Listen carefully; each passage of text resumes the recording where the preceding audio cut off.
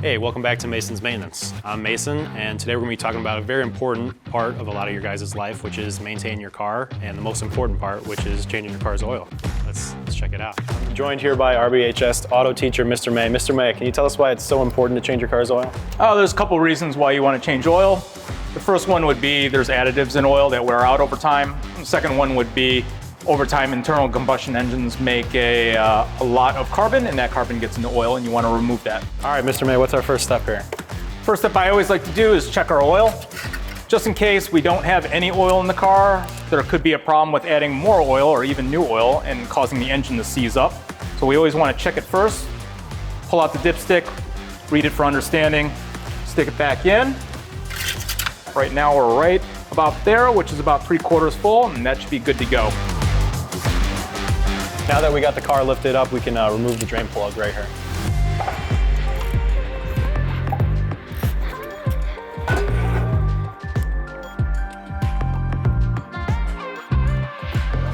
While we're waiting for that to drain, now we can remove the oil filter right here.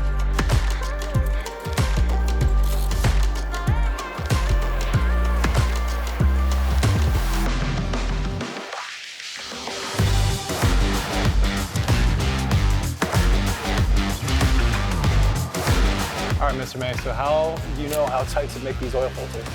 Once the gasket meets, most oil filter companies require that you turn 1/2 to 3/4 of a turn. 1/4, 1/2, 3/4. There you go. Just like that. So.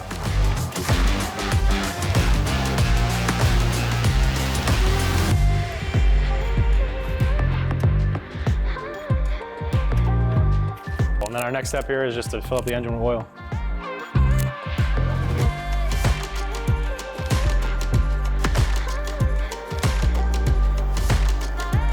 Now it's important to start the car.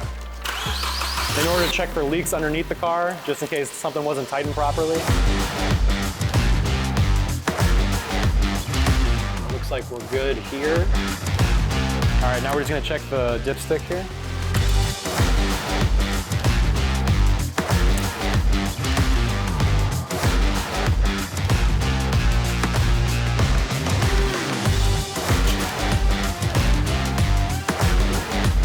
Looks like we're good.